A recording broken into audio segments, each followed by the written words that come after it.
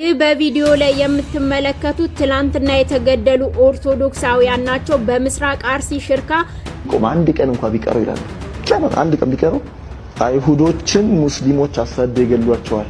ዛሬ 4 ኪሎ ላይ የሆነው ነገር መነጋገሪያ ሆኗል። ስለሳቸው ቅድስና ጨምር እነዛ ምዕመናን ያውቃሉ። እነዛ ምዕመናን ምስክር ናቸው። የእስራኤል ፕሬዝዳንት መጥቶ ከአብይ አህመድ ጋር የጋራ መግለጫ ሲሰጥ አብዲስ ጀበር የለም ትንፍሽ ህይወት እንደ ዘማሪ ገብረ ዮሐንስ ምን ይመስላል? የቀን በቀን ውሎ እንዴት ነው የምታሳልፈው? እስራኤል ኢየሩሳሌም ሀገር ብቻ አይደለችም፣ የክርስትናዬም ምንጭ ናት። በሶح ባሽን ተከትሎ መስከር ይቻላል አይቻልም? لا يعرفون اين هو ربهم ጌታቸው የት እንደሆነ ነው። ሰላም ጤና ይስጥልኝ። እንዴት አደራችሁ? እንዴት ዋላችሁ? እንዴት አመሻችሁ? አምላክ አብ ቅዱስ እግዚአብሔር ስሙ ዛሬም ዘወትርም የተመሰገነና የተወደሰ ይሁን። በሁለተኛው መረጃ ተመልሼ መጥቻለሁኝ። የአርሲ ሰማዕታት ቪዲዮአቸው ተለቋል። እሱንም የምንመለከት ነው የሚሆነው። እግረኛው ሚዲያ ላይ አሁንም ቢሆን ዘመቻው ተከፍቷል። እግረኛው ሚዲያ አሁን ምላሽ የሰጠው ፈሪ ስለሆነ ነው፣ ስለፈራ ነው የሚል ነገር እየተነሳ ይገኛል። እነሱንም እንዳሳለን ወደ ጎንደርም እንሄዳለን። ስለዚህ መረጃ በጣም ጠንካራ መረጃ ስለሆነ ለብዙዎች ድረስ ሼር ማድረጋችሁ አትርሱ። ከምን እንጀምር ካላችሁኝ ከአርሲ እንጀምር።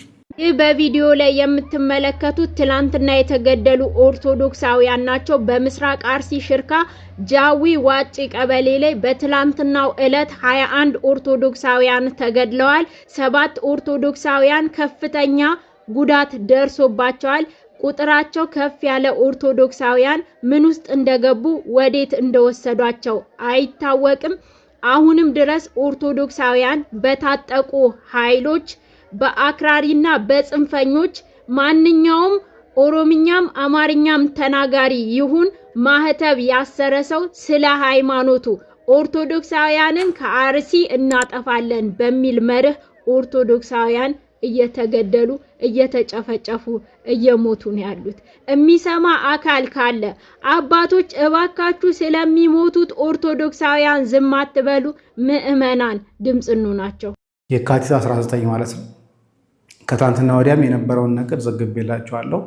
አሁን የሟቾቹ ቁጥር ከ26 እንዳለፈና ሌሎችም የት እንዳሉ የታወቀ መረጃ የለም። ምን ላይ ደርሰዋል፣ ምን ላይ ናቸው የሚለው ነገር አይታወቅም። በጣም 7 ሰዎች ከፍተኛ አደጋ ደርሶባቸው ሆስፒታል ነው የሚገኙት። ስፔሲፊካሊ ቦታውን ማወቅ ከፈለጋችሁ በምስራቅ አርሲ ዞን ሽርካ ወረዳ ጃዊ ዋጮ ቀበሌ ማለት ነው። እዛ ነው እንግዲህ ይሄ ሁሉ የሆነው ከቀኑ 10 ሰዓት ጀምሮ ነው። በባለፈው ከትናንትና በስተም የነበረው ከቀኑ 10 ሰዓት ጀምሮ ነው ያጠቋቸው። ድጋሚ ትናንትናም ያደረጉት ምንድነው ከቀኑ 10 ሰዓት ጀምሮ ነው እንግዲህ ጭፍጨፋውን ያካሄዱት። ብዙ ኦርቶዶክሳውያን አልቀዋል። ቤታቸው ንብረታቸው እንዳል ወድሟል። ማህተብ ስለለበሱ ብቻ ነው ይሄ ሁሉ እየሆነ ያለው። እንግዲህ አሁን ተመልሰው ድጋሚ እኛ ሰላማዊ ነን የሚል ነገር ለማቅረብ እየጣሩ እያየናቸው ነው። በጣም ያሳዝናል። ነገር ግን ኦርቶዶክስ በመሆናቸው ምክንያት ኦሮሞም ሆኖ አማራ ኦርቶዶክስ በመሆናቸው ምክንያት ማህተብ ስላደረጉ ብቻ እያጸዷቸው እየጨፈጨፏቸው እንደሆነ ይህ ትልቅ ማሳያ ነው። እስካሁን ድረስ ከቤተ ክህነት ከጠቅላላ ቤተ ክህነት የተባለ ነገር የለም። አዲስ ነገር ሲኖር የማጋራችሁ ነው የሚሆነው። ትናንትና እንግዲህ በአሳይታችሁ ነበር። በዩቲዩብ ኮሚኒቲ ላይ አንድ ፖስት አድርጌላችሁ ነበር። ቴሌግራም ላይም እንደዚህ ፖስት አድርጌላችሁ ነበር።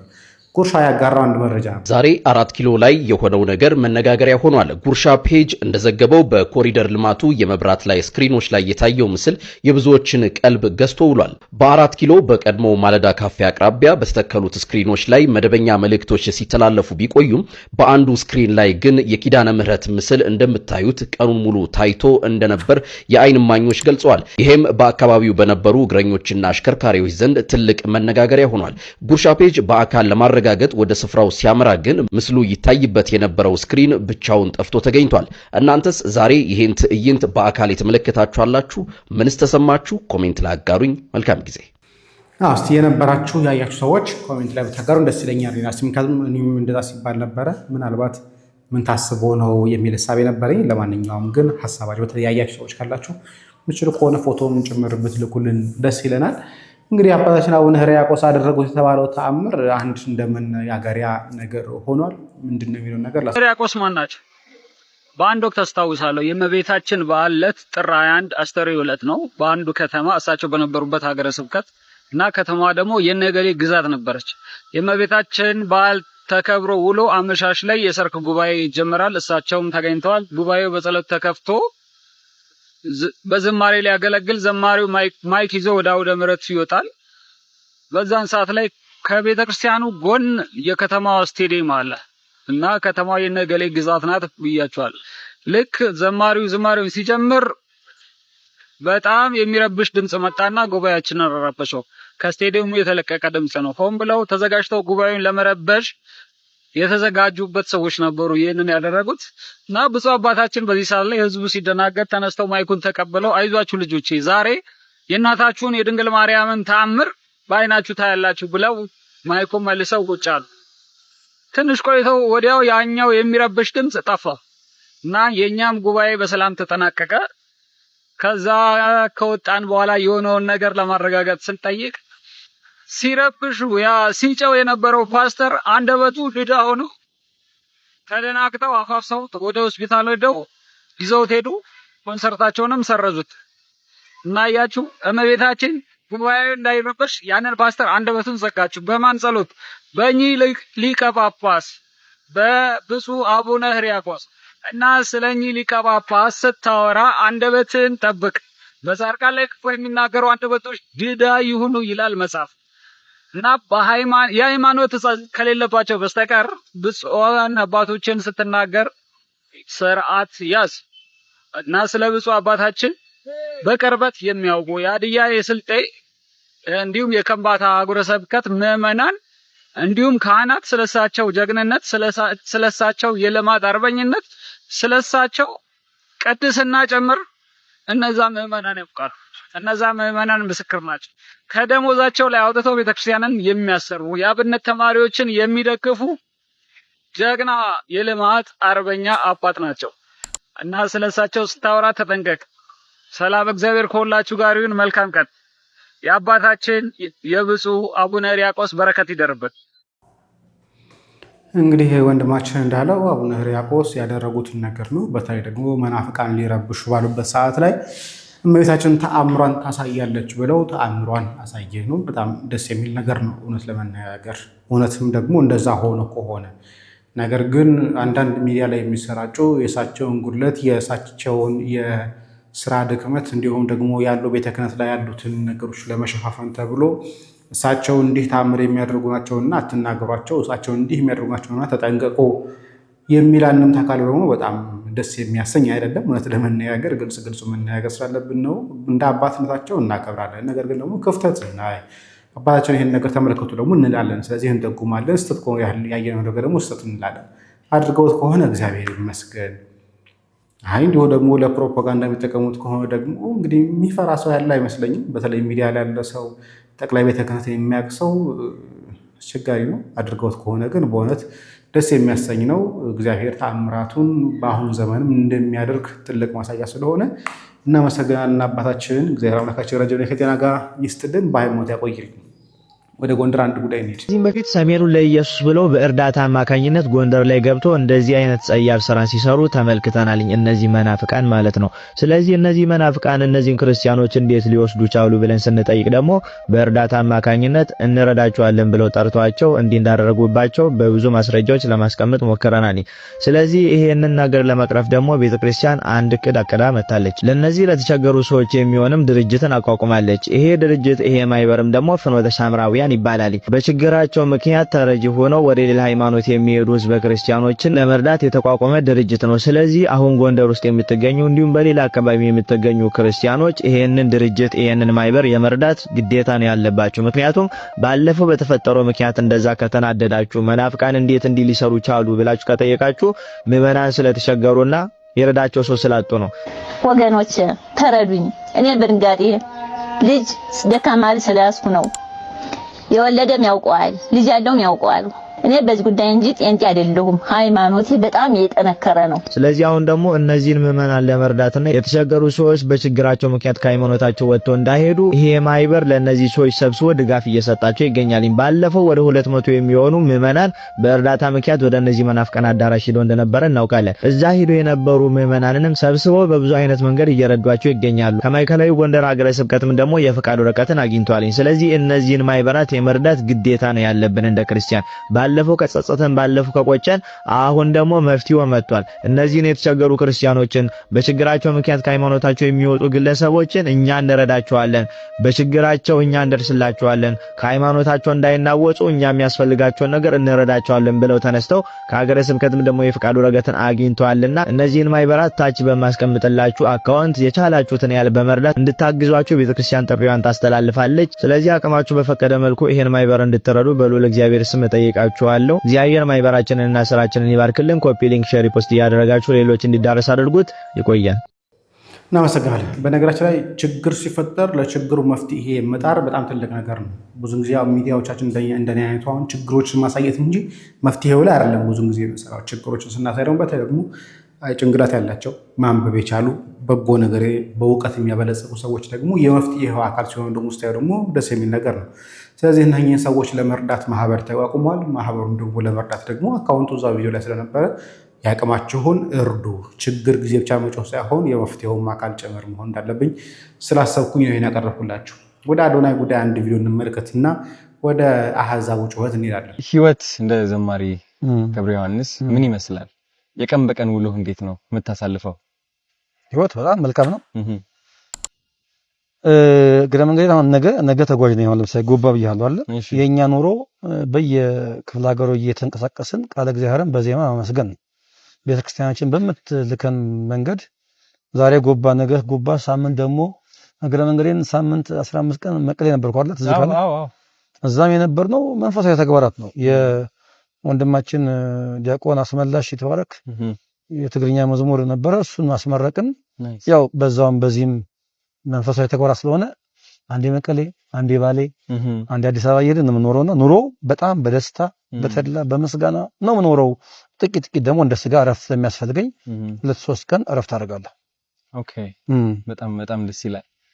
እንግዲህ በጣም ብዙ ሰዎች ሲቸገሩ የማያቸው መንፈሳቸው ያስገድዳቸዋል ወደማይፈልጉት ህይወት ውስጥ እንዲገቡ። አንዳንዱ ጭንቀት አለበት፣ በጣም ህይወቱ በቃ ያለቀ የሚመስለው ተስፋ የቆረጠ እና አጠር ባለች ምክር ተስፋ ለቆረጡ ሰዎች የምትላቸው ነገር ካለ? ያው ቅድም የተናገርኩት ነገር እንዳለ ይሰመርልኝ። የምክር ሰው ወይም የዛ ሰው ባልሆንም መቼም ተስፋ እንደማይቆረጥ የኔ ህይወት ራሱ በቂ ነው። እኔ አሁን ዝም ብዬ ዛሬ ካንተ ጋር ለመገኘት የአንድ ጀንበር ወይ የአንድ ዓመት ጉዳይ አይደለም። ይሄ እንደምታውቀው ሌላው ቢቀር እንኳን አሁን ላለንበት ለመድረስ 15 ዓመት ያለማጋነን የፈጀ ጊዜ ነው ይወሰድ ነው። ከ15 ዓመት በፊት ገብረ ዮሐንስ ምን እንደነበረ አንተ አልነገርህም። ስለዚህ የትኛውም ነገር ይከብዳል እንጂ ሊነጋ ሲል ይጨልማል። ስለዚህ ተስፋ መቁረጥ ለየትኛውም ነገር መፍትሄ ስለማይሆን አንደኛ እግዚአብሔር የሚባል አምላክ አለ። እርሱ ደግሞ በሱ ፊት ሁሉ ነገር ትንሽና ቀላል ነው።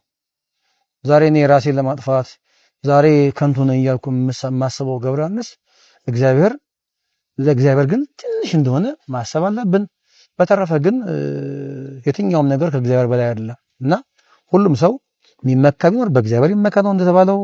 ለየትኛውም ችግራችን መፍትሄ እግዚአብሔር ጋር አለ። ሁሉም ሰው ቢጨንቀው ወደ ቤተ እግዚአብሔር መጥቶ እንባውን ቢያፈስ እግዚአብሔር የሚሰማ አምላክ፣ እግዚአብሔር የሚያይ አምላክ፣ እግዚአብሔር ሁሉን የሚችል አምላክ ነው። ስለዚህ ይሄንን በዚህ መንገድ ቢጠቀም ሰው እመክራለሁ።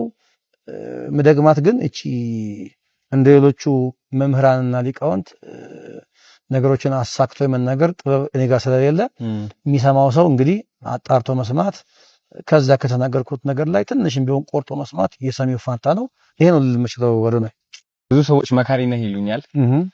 ያው ስመክር ህይወቴ ስለተቃና ሁሉም ነገር ስላስተካከልኩኝ ሳይሆን ካስተካከልኳት ከድሮ ማንነቴ ተነስቼ ነው ያረምኳትን ነገር የምመክረው። እናም ያንተ ምክሮች ደግሞ በንግግር ብቻ ሳይሆን በመዝሙሩም በጣም ብዙ ሰዎች አክመሃል መንፈሳቸው እና በጣም ትልቅ መካሪ ነህ ልልህ ፈልጋለሁ። በኔ መነጽር በብዙ ኢትዮጵያውያን መነጽርም እና አንዲት ጥያቄ ደግሞ በህይወትህ በጣም ከባድ የምትላት ቀን መቼ ነች? ስለዛች ቀን ብትነግረን በጣም ደስ ይለኛል። እውነት ነው ማለዋሽህ አሁን ወዳለሁበት ገብረ ዮሐንስ ወደ መዝሙር ዓለም ለመሻገር የሄድኩባቸው ሁኔታዎች አሉ። አሁን እኔ ወደ ኋላ ተመልሼ አማርኛ ያፍታታው አልነግርህም፣ ታውቀዋለህ። ከ12ኛ ክፍል ሲኤልሲ ውጤት በኋላ የነበረው ህይወቴ በጣም ከባድ ነበር። እኛ የመንግስት ተማሪዎች ነን እንደምታውቀው የነበር ነው እና በዛን ጊዜ እኛ መንግስት ጋር ስለምንኖር ስንኖርም ስንበላም ስንጠጣም ከመንግስት ተመድቦ የሚመጣ ባጀት ነው የምንኖረው። ከዛ በኋላ ያ ነገር ሲቆም ግራ ቀኝ ጨለማ ይሆንብሃል እና እኔ ዛን ጊዜ ዋጋ ለመክፈል የሄድኩባቸው መንገዶች ነበሩ። በተለይ ግን ወደ መንፈሳዊ መዝሙር ለመስራት አልጋ ባልጋ ነበር ይመስለኝ። ቤተ እግዚአብሔር ጋር ስገባ ሁሉ ነገር ክፍት ነበር ይመስለኝ እና ጥቂት የዛን ጊዜ ያየኋቸው ፈተናዎች አልደብቅህም። አሁን የማየውን ገብረ ዮሐንስ አሁን ያለውን ገብረ ዮሐንስ ይመጣል ብዬ አላሰብኩባቸው ቀናት ነበሩ። ይሄ በጣም ማረሳው ቀን ነው። እሱ ቀን 2002 ላይ በተለይ ይሄ ያ አመት ለኔ በጣም ከባድ አመት ነበር። ምናልባትም ተስፋ ቆርጬም ለምንድነው ወደ ሌላ መንገድ ራሴን ማላየው ብዬ ያሰብኩባቸው ቀናት ነበሩ። እግዚአብሔር ግን በአንድም በሌላም በኩል መጥቶ አሁን የምናየውን ገብረ ዮሐንስ ሊቀርጽ ያችን አመት ተጠቀመብኝ። አሁን ዛሬ የምታየውን ሰው ታያለህ። ስለዚህ ያ ቀን እኔ ከኢሲኤልሲ ውጤት በኋላ ያለው ገብረ ዮሐንስን አሁን የምናየውን ለማግኘት የተከፈለው ዋጋ ለኔ የመጨረሻ ተስፋ የቆረጥኩበትን ቀን ነው። ሰዎችም ተስፋ አድርጌ ነበር ማልደብቅ አሁን ከለከለ ያለህምና ወደ መዝሙርም ስሻገር ወደዚህ ወደ ቤተ እግዚአብሔር ስመጣም ያግዙኛል ያልኳቸው ሰዎች ነበሩ። የዛን ጊዜ ግን የነበራቸው ሪስፖንድ መጠብቀው ያክል ስላልነበረ እኔ ከዛ በላይ ተስፋ ቆርጬበት ጊዜ አልነበረ። ግን እንኳን ደግሞ ያንን ቀን ማየት ይጠቅመኛል። ከዛ እግዚአብሔር በሌላ በኩል መቶ ደግሞ ሰው አስነሳ እና አሁን የምናየውን ገብረ ዮሐንስ ቀስ በቀስ ለማየት ደርሰናልና ያቺ 2002 ዓመት በተለይ በጣም ከባድ ዘመን ነበር ለኔ። ከባድ ዘመን ነበር። ዋው 15 ዓመት ያልኩህ ነው። በጣም ብዙ ነገር አልፋል። ከዚህ ሁሉ ጥንካሬ በስተጀርባ ትልቅ ፈተና አለ። እሱን ፈተና ስላለፍክ ነው እዚህ ደረስከው። ዋው እናመሰግናለን አዶናይ። ዘማሪ ገብረ ዮሐንስን ስላቀረብክልን፣ ምክር ስለሰጠህን፣ ያለው ታሪክ ስላስተላለፍክልን እናመሰግናለን። በእርግጥ ደግሞ ቻሌንጁም ተጀምሯል። ቻሌንጁም እንደሚሳካ ተስፋ እናደርጋለን። እናመሰግናለን። ወደ አህመድ ጀበልና ወደ እንትኖች ልምጣ። አንድ ፖለቲከኛ ላቀርብባችሁ ነው። ሀሳቡን ነው እንጂ የፈለኩትኝ እንጂ ስለ ፖለቲከኛ ጉዳይ አይደለም። ምክንያቱም እኔም ስጮህበት ስናገር የነበረ ጉዳይ ነው። የእስራኤሉ ፕሬዝዳንት ኢትዮጵያ ሲገባ ለምን ዝም አላችሁት የሚለው ማለት ነው። የእስራኤል ፕሬዝዳንት መጥቶ ከአብይ አህመድ ጋር የጋራ መግለጫ ሲሰጥ አብዲስ ጀበር የለም ትንፍሽ ጉጣና ተናገር እስኪ። ጥላቻ ከእስራኤል ጋር ከሆነ ባለፉት 9 ወራት ውስጥ ብቻ ጌዲዮን ጢሞቴዎስ የአብይ አህመድን ተልኮ ተቀብሎ 3 ጊዜ ወደ እስራኤል ጉዞ አድርጓል። የእስራኤሉ የውጭ ጉዳይ ሚኒስትር 2 ጊዜ ወደ አዲስ አበባ መጥተዋል። የእስራኤልና የኢትዮጵያ መንግስት በጋራ 5 ጊዜ የጋራ መግለጫ ሰጥተዋል። በጋራ መግለጫቸው ሽብርተኝነትን መታገልና ወታደራዊ ትብብርን የሚጨምር የቴክኖሎጂ የኢኮኖሚ ትብብሮችን ለማድረግ ተስማምተዋል። እና በዲን ጀበል የሚገረዱለት የአብይ አህመድ ስርዓት ከእስራኤል መንግስት ጋር እንዲህ ያለ ትብብር በሚፈጽምበት ጊዜ ለናመዲን ጀበል አሸዋ ውስጥ አንገታቸውን ቀብረው አላየንም አልሰማንም ባዮች ናቸው። ምክንያቱም አብይ አህመድን መቃወም አይሆንላቸውማ። አብይ አህመድ የሰራው ሁሉ በእነሱ መዝገበ ቃላት ትክክል ነው። ማይክ ይዘው የሄዱ ጋዜጠኞችን ለማውገዝ ግን መጥተዋል። ምንም አይምሰልህ። ዋነኛው ነገር የሄዱት ክርስቲያን መሆናቸው ነው። የናመዲን ጀበል ንዴት አለፍ ሲል የሄዱትን ብሔረሰባዊ ማንነት ቆጥረው አማራነታቸው ነው የሚያስደነግጣቸው። ለእነ አህመዲን ጀበል የፕሪንሲፕል ጉዳይ ቢሆን የአቋም ጉዳይ ቢሆን አብይ አህመድም ሲያረገው ሌላውም ሲያረገው ስተት ከሆነ ስተት ነው። እስቲ አብዮት ማይክ ይዘው ሄዱ ብለህ ስታለቅስ የነበርክ በሙሉ ውጣና እስኪያልቅሰው። አሁንም አይደለም እኮ ማልቀስ የሚጠበቅብህ። 5 ጊዜ የጋራ ስምምነት አድርገዋል። በነገራችን ላይ ሽብርተኝነትን መዋጋት ማለት ስምምነቱ ምን ማለት ነው?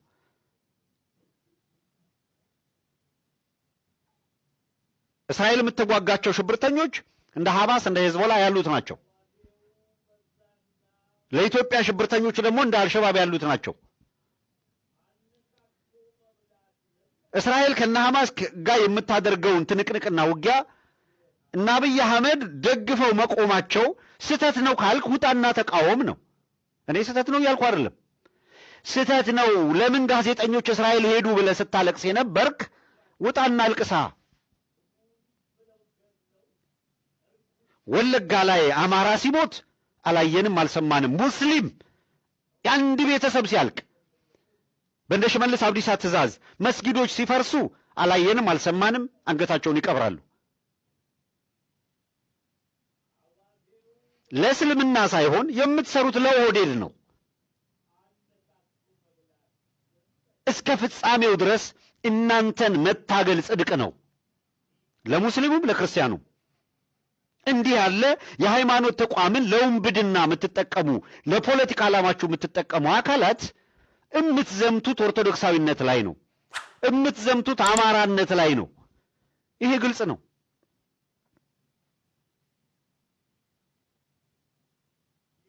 አማራነትን እስከመታችሁ፣ ኦርቶዶክሳዊነትን እስከመታችሁ ኢትዮጵያዊነት አከርካሪ ይመታል የሚል አቋም ስላላችሁ ነው እንጂማ የእውነት ግፍና በደል የምትቃወሙ ከሆነ ዋይናት ለምን አትናገሩ? ወንድሞቻችን ኦርቶዶክሳውያን ስለሆኑ ነው የሁሉ ጩኸት እየመጣባቸው ያለው እንጂ ሌሎች ጋዜጠኞች ሳይሄዱ ቀርተው አይደለም። አቤል ብርሃኑ ሄዶ እስራኤልን አስጎብኝቷል። ማንም ሰው አልተናገረውም። እንዴት የጨፍጫፊዋን የኢየሩሳሌም የእስራኤልን ዘገባ ትሰራለህ ያለው የለም። ለምንድን ነው አሁን እነኚህ ማስረጃ አላቸው ወይ? የላቸው። አንዲት ድንቡሎ ማስረጃ የላቸው። አልጀዚራ ራሱ ማስረጃ አላቀረበም። እንዲህ ተከፍሏቸው ነው፣ ይህን ያክል ተከፍሏቸው ነው፣ ይኸው የዶክመንት ስሊፕ አላለም። እንዲህ ብለው ደግሞ ዘግበዋልን ብሎ ማስረጃ አላቀረበም። እህሳ አእምሮ ንቅሎች ስለሆኑ ማሰብ ስለማይችሉ ላሳያችሁ። ለምሳሌ ይህ ስም እስራኤል ኢየሩሳሌም ሀገር ብቻ አይደለችም፣ የክርስትናዬም ምንጭ ናት። ያናስ ለምንድን ነው የራሳችሁን ችግር ወሬ ታቦኩና ታብኳክታችሁ በጥቅም ተጨመላልቃችሁ ስትጥስ? የትኛው ወሬ አወሩ? አንድ ምን ጥቅም አገኙ? ጥቅም ሲያገኙስ ማስረጃ አለ? ዶክመንት አለ? ቪዲዮ አለ? ጥቅም ያገኙበት እንጠይቃለን። ስትፈለጉ ሃይማኖት ውስጥ ሄዳችሁ የምትደበቁት የስ ታርጌት የተደረጉት እነኚህ ሰዎች በሃይማኖታቸው ምክንያት ነው።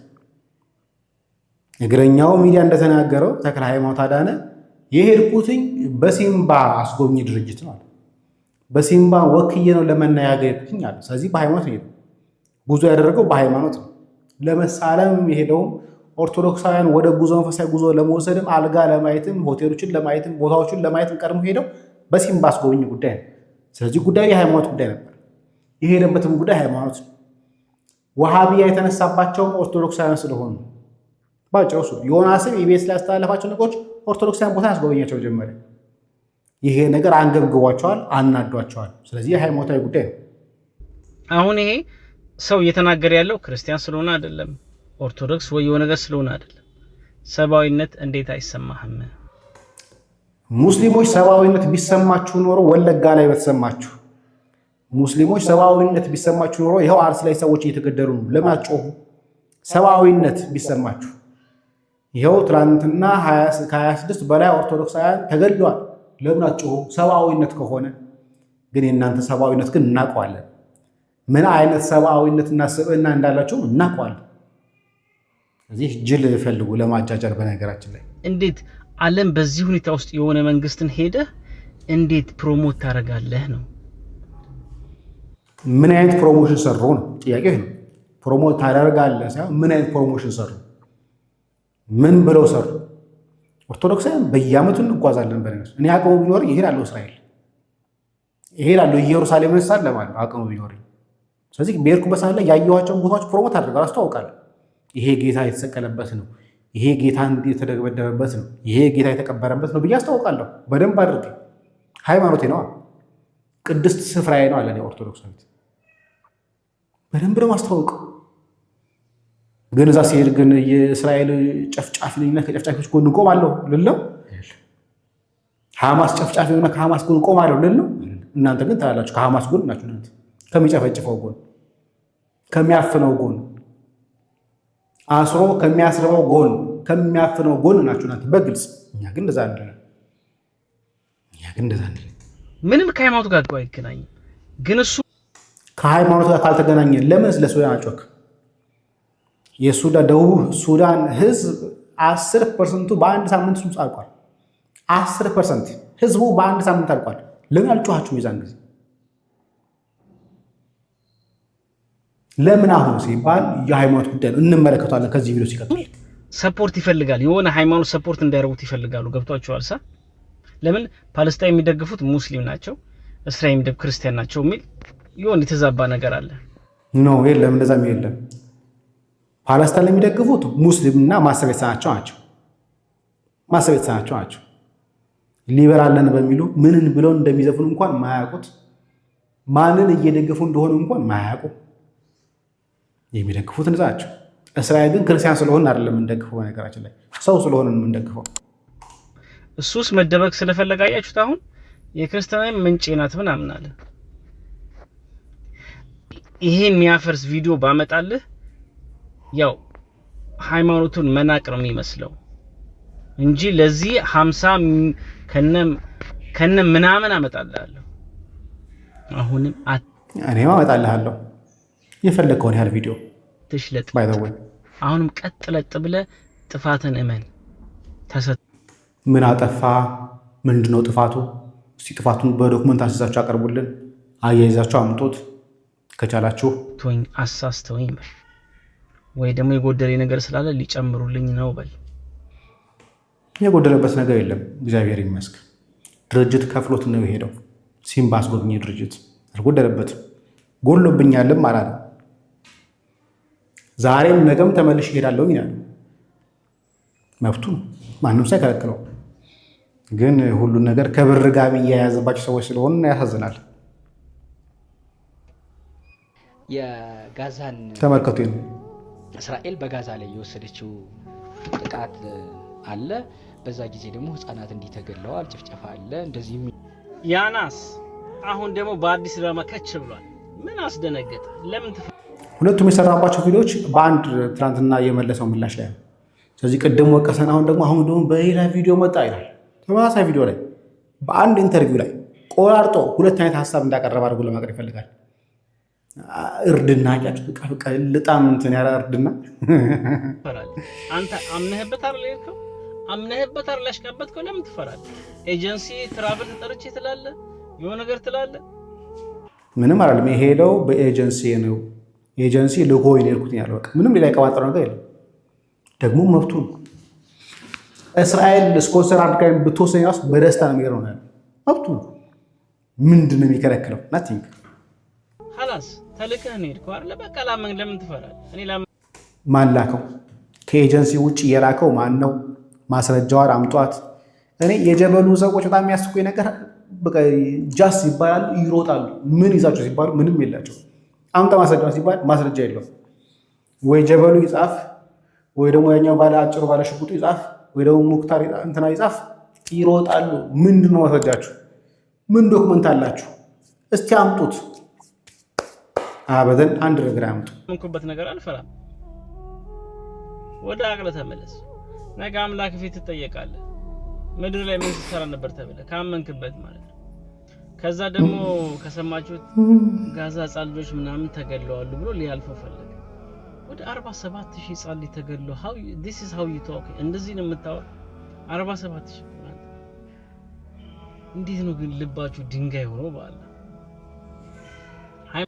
የእናንተ ልብ ከምንድን ነው የተሰራው?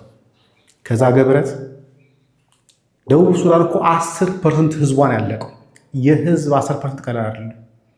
ለምን ዝም አላችሁ? ሙስሊሞች አይደሉ? ለምን ዝም አላችሁ? ሶሪያ ያ ሁሉ ሙስሊም አልቋል። ለምን ዝም አላችሁ? በሳውዲ የሚጨፈጨፉት ሀገሮች ለምን ዝም አላችሁ? ስላልከፈራችሁ ነው ወይስ ብር ፈንድ የሚያደርጉላችሁ እነሱ ስለሆኑ ነው? ለምን ዝም አላችሁ? በጣም የሚያስቀኝ በነገራችን ላይ አይሁዳውያን ጥግ ድረስ ነው የሚጠሏቸው፣ ጫፍ ድረስ። ለዛ ነው በነገራችን ሁሌ ነው የምለው፣ እስኪ ሰብአዊነት አይሰማም? እስራኤል ላችሁ ያሽቃበጣችሁት ወላሂ ታሪክ አይረሳችሁም። ሁላችሁም እኮ ነው። ይሄን ቪዲዮ ሴቭ አድርጉት፣ በነገራችን የኔን ቪዲዮ ሴቭ አድርጉት፣ ታሪክ እንዳይረሳኝ። እኛ ኢትዮጵያዊ መቼም አይረሳችሁ። አንተም አለ ተመልከቱ። አሁን ስለ እስራኤል ምን ብሎ እንደሚናገረው ስሟቸው። እነኚህ ሰዎች ናቸው እንግዲህ ስለ ሰብአዊነት የሚያወሩት እነኚህ ሰዎች ናቸው። በደምብ ስሟቸው። አንድ ቀን እንኳን ቢቀረው ይላሉ። አንድ ቀን ቢቀረው አይሁዶችን ሙስሊሞች አሳደው ይገሏቸዋል።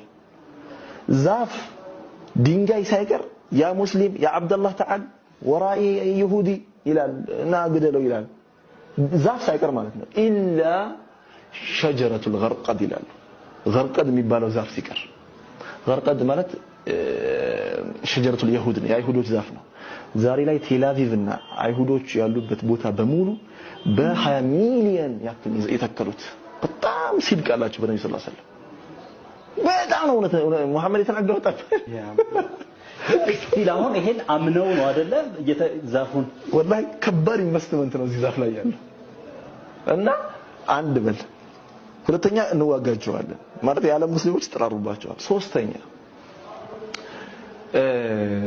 ነብዩ አለይሂ ሰላም ይላል ላ ተዛሉ ጣኢፈቱ ሚን ኡመቲ ይላሉ على الحق ظاهرين لا يضرهم من خذلهم ولا من خالفهم።